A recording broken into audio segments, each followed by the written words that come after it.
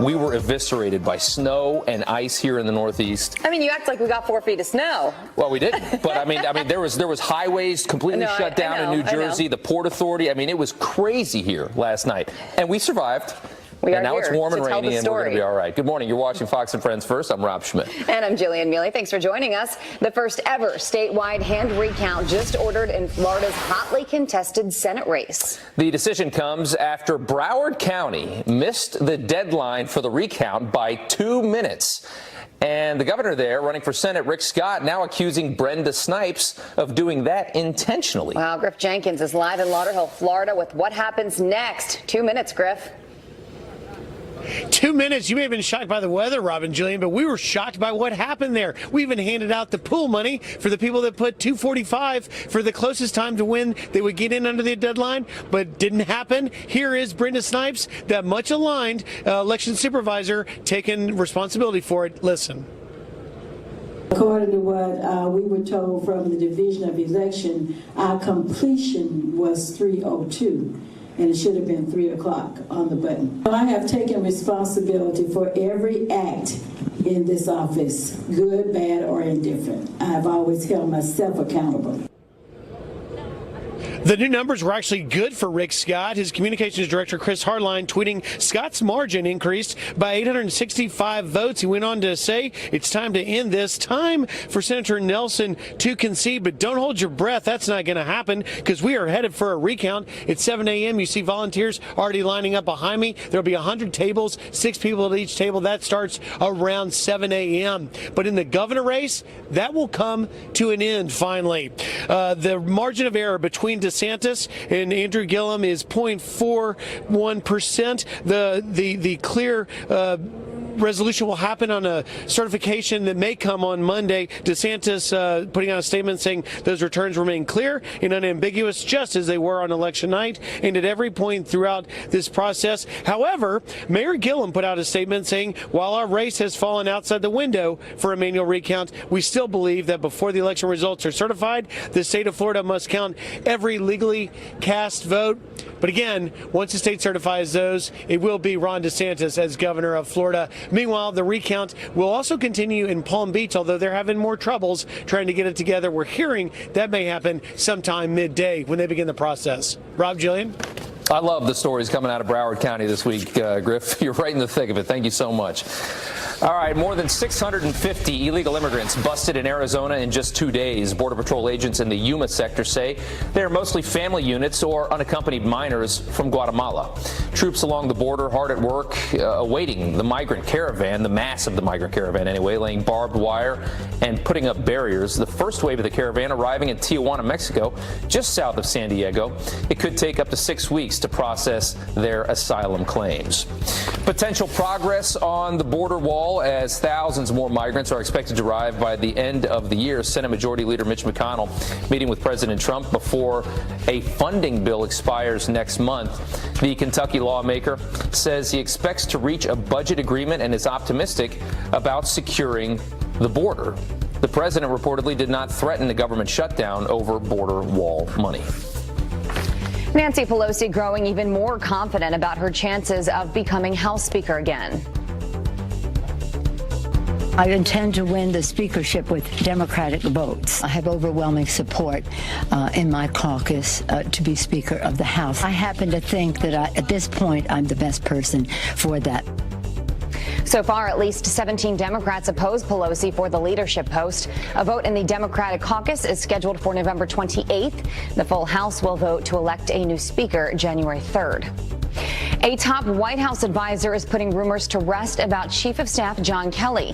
White House Communications Director Mercedes Schlapp saying at this point, Kelly isn't going anywhere. It comes amid reports that Kelly is leaving over tensions with the First Lady's office and an uncertain future for Homeland Security Secretary Kirstjen Nielsen.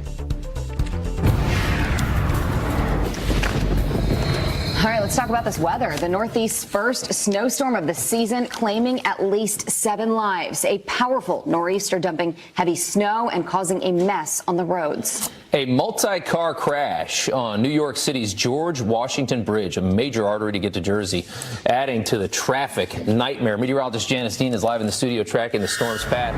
Safe to say the city was not ready for what this became. The city was not ready. Even my husband, after he was shoveling, said, "Did you forecast this amount of snow?" Yes, you did forecast So the listen, we storm. knew the storm was coming. It was always an overachiever. Yeah. Right from Houston, Texas, as it made its way up the coast and gave 3 inches of snow to D.C. to 6 inches of snow in Central Park. So it was a lot of snow in a short period of time, but you can't say we didn't know about it. It's just really hard to predict where those heaviest bands are going to come onshore. This storm was an overachiever since it began in Texas. So that's the bottom line. Is here in New York City, it was bedlam because the salts were not on the roads. People were getting ready to leave work at 3 p.m. and that's when the heaviest snow came. So you're going to see a lot of stories here in the Northeast about, people not prepared for the snow that fell. We got 6 inches in Central Park. Normally, that's not a huge storm. That's not a huge deal, but it came early on in the season, and some folks, city folks, government officials were not prepared. All right, here's the past 12 hours. We're not done yet. Parts of New England, interior Northeast section, still a winter weather advisory, winter storm warning in effect. So we're still going to see several inches of snow as this storm eventually exits. The Great Lakes are going to see a little bit more snow out of this, and then we're going to get another clipper system moving across the Midwest and the Great Lakes this weekend. Here's your forecast today. So this storm will be out of here. Great news. But we are going to see some snow across the Rockies. And if I could just mention here, we are going to get some moisture into California next week. Much needed. That's good news, but it could cause some flooding problems in the burn area, so we'll be watching that. Okay. On behalf of all the local forecasters, we're sorry we didn't get it exactly. You know what burns you every time is that freaking rain-snow line. Because you're dealing with the ocean there. It's like you're playing with like a 20-mile thing. That's right. It can be all snow or all rain. That's right. And it's so early on in the season that the ground is warm. Right. So that's why we say it's going to be a transitioning. But this one, boom, it was snow. You got to be a wizard punch. to get it right every time. It's not an exact science. It's not, Chance. Thank you so No, much. but we were warned. Don't hate me. No, we don't hate We you. were warned. SpaceX launching its 18th rocket of the year. 3, 2, 1, 0. Ignition. Liftoff. The Falcon 9 rocket taking off from NASA's Kennedy Space Center in Florida, launching a satellite into orbit for Qatar. 30 minutes later, it successfully landed on a drone ship back in the Atlantic Ocean. It's so cool I know. that Elon Musk has figured that out. That's very impressive.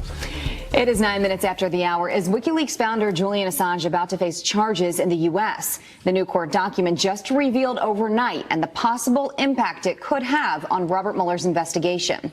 And Democrats take back power in the House. So is the era of obstruction finally over? GOP analyst Mark Smith says not a chance. And he's here live to talk about that coming up.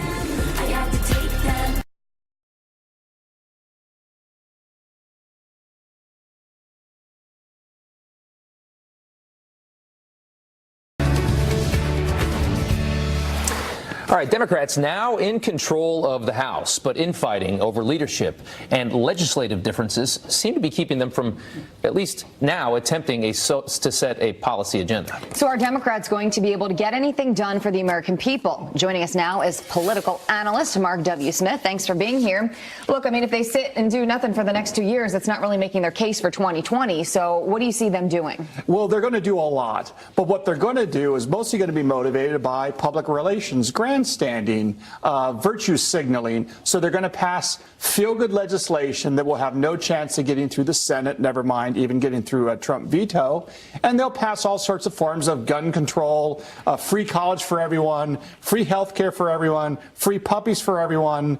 And that's essentially what they're going to do. We can all get a puppy? I think they will pass laws that are along those lines. And I think that's their strategy. And then, of course, for 2020, they'll say, look, all this great stuff would have become reality if we simply had the Democrats controlling the Senate. So they can say, we tried. Correct. Yeah. And from their point of view, their strategy will be they're going to do a lot of stuff that may sound good, it may appear good, but really in the real world won't work out. But they never have to pay the political price of policies that won't work in the real world, because those policies they will pass in the House will never actually become law because it'll get jammed up in the Senate. Well, here's the topic that you didn't mention, immigration.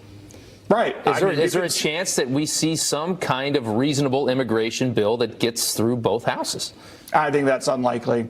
Do you think either side wants to get a deal on immigration? I think there'll be a lot of talk about immigration, but I don't see any. At the end of the day, it's such a complicated issue. I mean, they can't even get the wall funded. I think unless the wall is fully funded, I don't think you'll be able to negotiate on the other topics. What if the Republicans offer DACA and give the Dreamers the? This is the same debate that's been going on for years. It didn't happen. The question is, already. if you look at history to predict what's going to happen in the future, it's basically suggesting nothing will happen in the future. It will be a lot of talk, a lot of debate, and at the end of the day, remember, the Democrats are literally calling for the abolishment of ICE, the immigration group that actually enforces the immigration laws. Some Democrats. Right, not all. Yes. And we actually, many in leadership, though. That conversation has dwindled down a little bit, it seems. Do you think the wall ever happens? Do you think that they fully fund that? I would like to think so, but as to whether or not that happens, I think, the Republicans on Capitol Hill need to be more forceful. But with the Democrats in the House, the answer is there'll certainly be no wall funding from their point of view because they really want open borders. And the wall is, of course, antithetical to open borders, which is the new Democratic strategy and policy position. When the Republicans got split up and you had the Tea Party come up, it made it tough for Republicans to get some things done. The Democrats now have, I guess, the socialist wing, the highly progressive wing. Are they going to run into the same thing, a split party? I think it's less likely to occur with the Democrats right now because I think that the Democratic Party has become much more of the urban party. And I think that a lot of the values that we see with the urban Democrats in New York City, Chicago, San Francisco has really become the policy position of the entire party. I don't think you see that old split that you used to see 20 years ago where the Democrats from rural areas in the middle of the country had a different view on things like guns than maybe the Joe Manchins. Exactly right. And I think that the parties have been more aligned along policy now than they used to be. So I think the Democrats will move in the House a little bit more in a uniformed way and not have an internal infighting about policy positions. I think given the chance, they would make sure there's open borders. They would pay for everything that they, with taxpayer dollars, of course, not their money, and enact gun control if they had the shot. Well, they're unified. Same. Mark, thank you so much. Thank We you. appreciate your time this morning.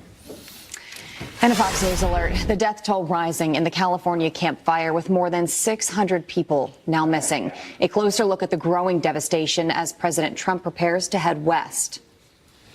And could Amazon's smart speaker Alexa be a key witness in a murder case? This is a crazy story. Kurt the Cyber Guy says it's a harsh reality, but it comes with a price. And he's here with just how much the smart speaker already knows about you. That's scary.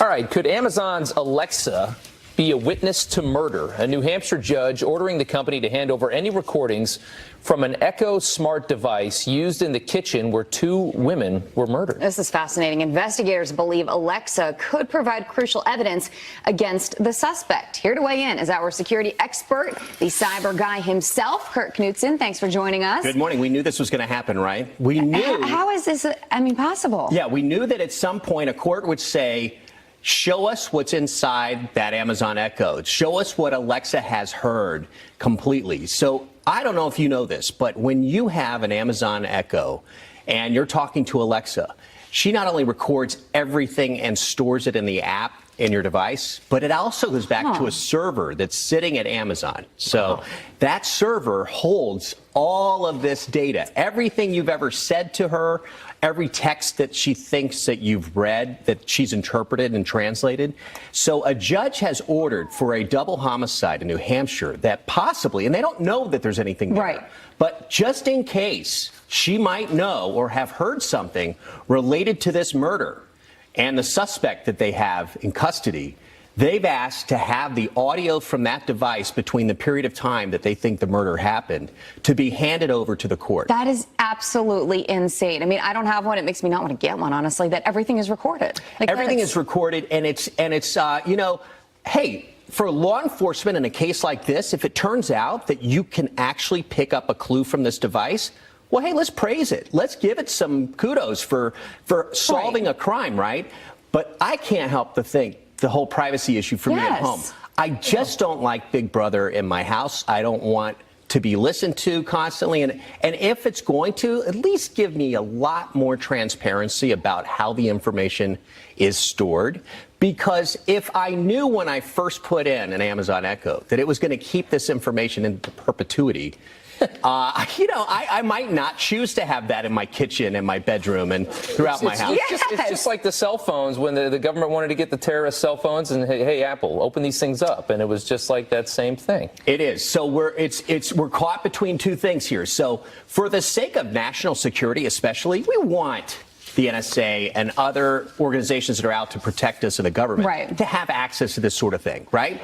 But we don't want our own privacy to be given away. Well, carte blanche. And Amazon is not going to just release people's privacy. Amazon, says they will not release customer information without a valid and binding legal demand property served on us. So, in other words, they need a court order, and it's got to be pretty specific, not really broad, is what they're saying. And that's their way of saying, hey, please don't give up your Echo. Yeah. So that's their talking to the customers about that one. And then meanwhile, what's this Google? All right, this is actually kind of aspirational house was built in the San Francisco area.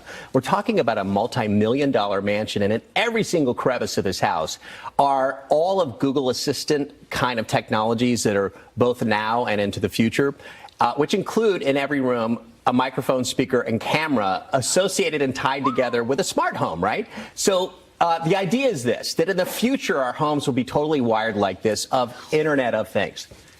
And so here's a scenario. I'm the bossy husband on the way home. Jillian's the happy homemaker. And I can now PA through the whole house and say, hey, honey, I'm home in 20 minutes. Get my dinner ready. And what's great is she can now sass right back to it because it's got a microphone and tell me, be like, no, on your way you're home, taking me out and dinner. you're cooking, right? But what if Jillian's having an affair? Well, and the cameras are all over the house. Guess what? She's busted. First of all, that would not happen. Thank you, Kurt. She's very loyal. The fact is, this, again, is just pushing the envelope of technology. Where's the information stored? How does Google make its money? Even what we're talking about anymore, Kurt. Exactly how you think they make it through advertising and knowing our privacy. Jillian is cheating on her husband. She is not. She is not. She's just a great friend. Playing games. Don't worry. I'm trying to have fun. It's Friday after all. I don't like the idea of cameras all over my house with the spouse with access to I'm not either. I'm into the. I think when you hear that Mark Zuckerberg of Facebook has taken electrical tape and put it on his camera, Kurt, you got to do it. We love you. We got to go. We're going to get in trouble. That was fun. It is 25 minutes after the hour. See, they won't stop talking. Far-left socialists and centrists already butting heads over health care. Is this just a sign of things to come for the Democrats' agenda for the next 2 years? Our political panel on deck next.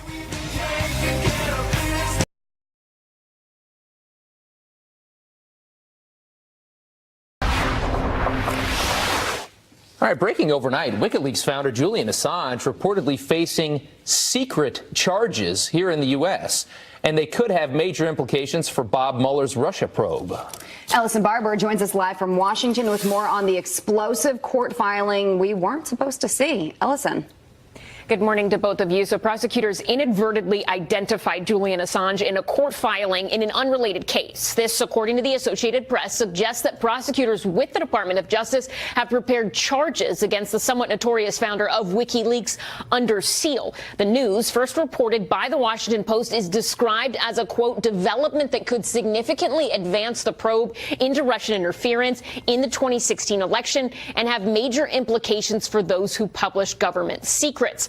In the court filing, prosecutors reportedly said charges and an arrest warrant for Assange would need to remain sealed until Assange is arrested in connection with the charges in the criminal complaint and can therefore no longer evade or avoid arrest and extradition in this matter.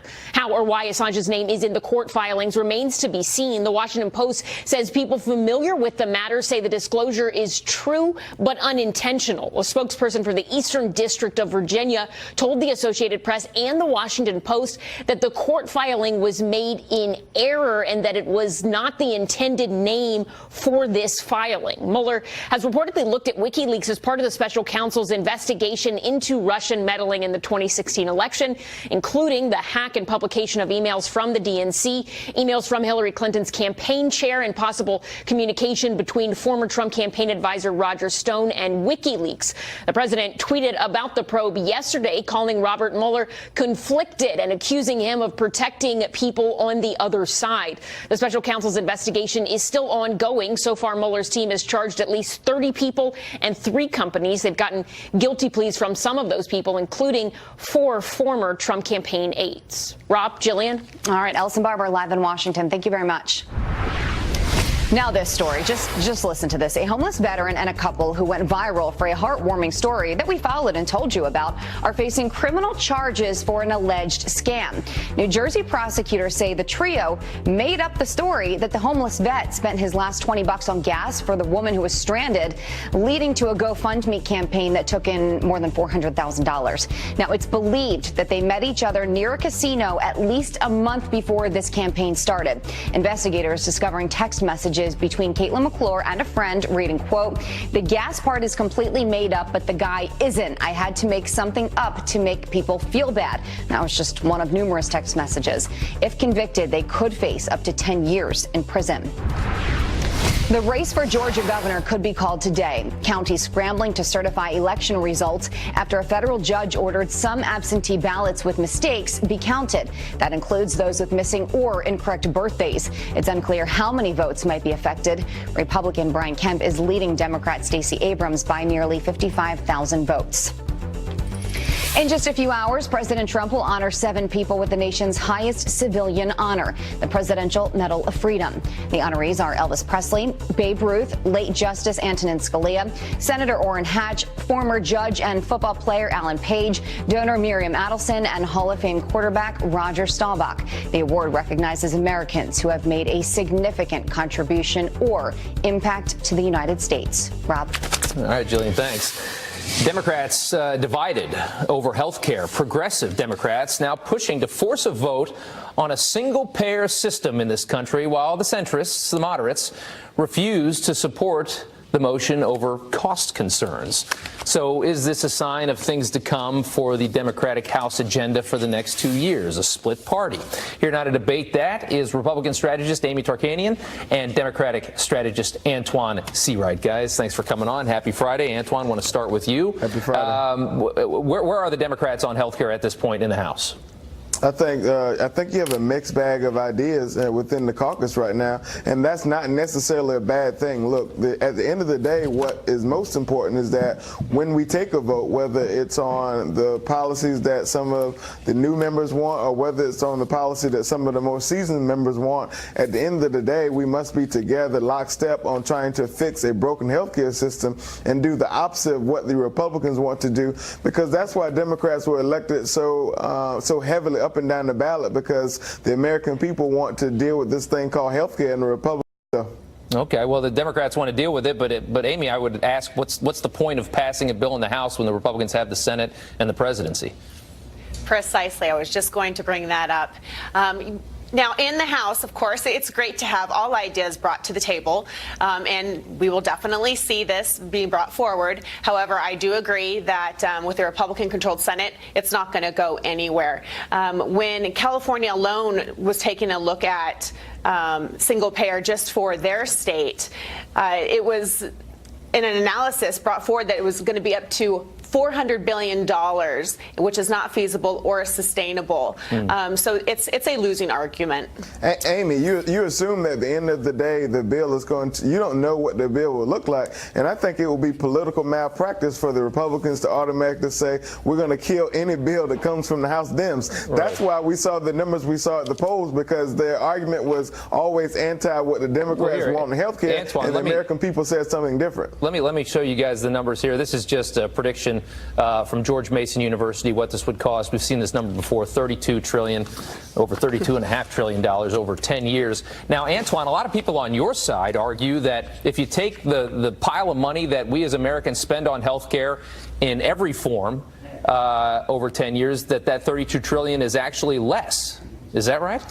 Rob, what I'm saying to you and Amy here on the other side is that you all are making an assumption that at the end of the day, the bill that comes out of a Democratic Congress will be Medicare for all. What I know, particularly the members that I'm close to in the caucus, they want a bill that will reflect what the American people want. Democrats and Republicans, they want to do what's in the best interest of all people. Naturally, there are some in our caucus who have a different constituency who do want Medicare for all, but I'm not convinced that is going to be the bill brought to the floor that takes a hard vote.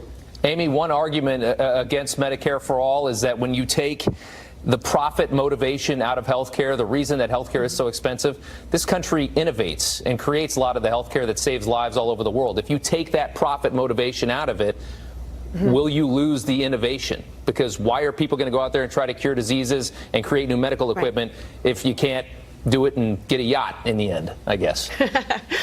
Right. I caught a video that was put together by City Journal and John Stossel, and I recommend people to look that up and watch it.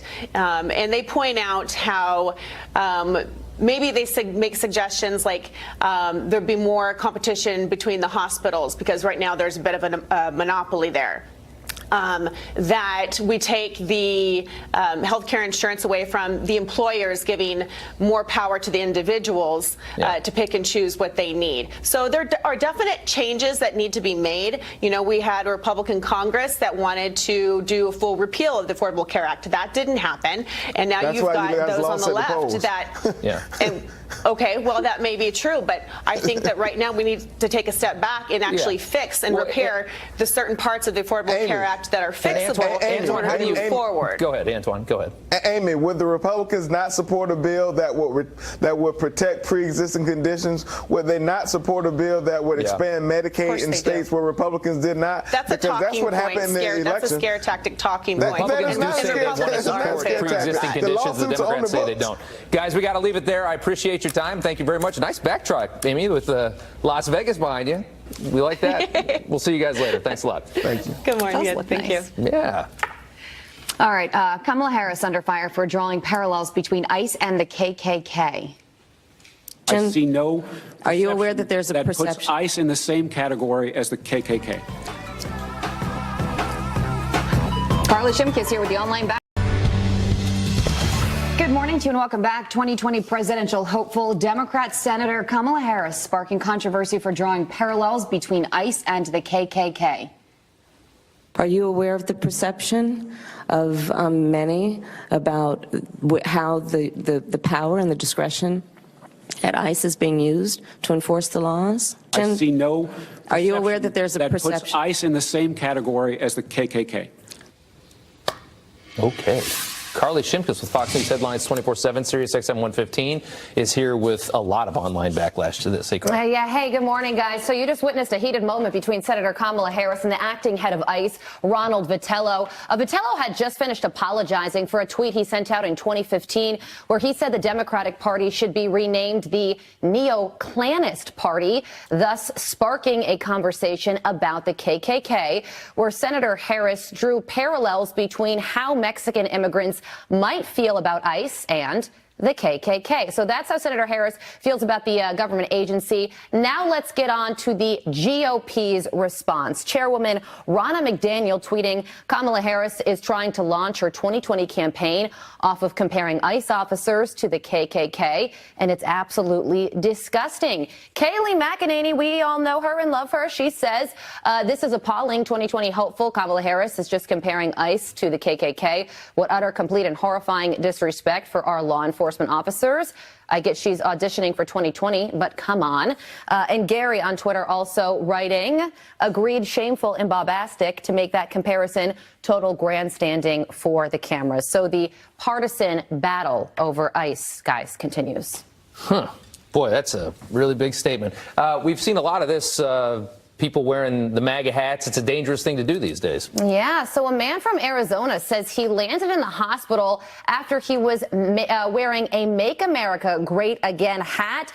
Jonathan Sparks is his name. He says he was walking around downtown Tucson encouraging people to vote for Republican politicians ahead of the midterm elections when somebody grabbed him from behind, ripped off his hat. He says he wound up with his ankle being broken in 4 places. So So here we go again, guys. This hasn't stopped. Carol says there is no excuse to physically assault someone over politics. And another Twitter user, Cindy, chiming in saying, and we as adults are supposed to be setting the example to youngsters of not harming others just because they are different. We are not doing a good job. We are failing them. Police arrested Daniel Zarios Brito on robbery charges, but additional charges could be filed. You'd have to be crazy to wear that hat in New York City. I can tell you that much. Unreal. I don't think I've ever seen anybody wear it here. No, You're right. And you probably won't. All right, Carly, thanks so much. Thanks a lot, guys. All right, get ready, set, shop. Pre-Thanksgiving sales start today. Amy Sewell is here with the best deals and steals before you kick off your holiday shopping. But first, let's check in with Steve Ducey to see what's coming up on Fox and Friends. Hey, Steve. Why do people shop now? Isn't that what Christmas Eve is for? Just shop all the time. That's fine. Come on, yo. Coming up on our program from the White House, Kellyanne Conway, special advisor to the President of the United States, is going to be joining us. We got lots of things to talk to her about. The Florida recount, what's the deal with the missing money for the wall in the Senate budget, that and so much more. Plus, we've got House Majority Whip, Steve Scalise, who soon will be the Minority Whip. We've got Diamond and Silk, as you can see right there. And because it's a Friday, Geraldo Rivera. We got a busy 3-hour show. Kicks off about 15 and a half minutes from right now, right here on the channel everybody trusts for their morning shopping. Shopping and news. And that's all. All right. Thanks, Steve. We'll see you in a bit. You bet.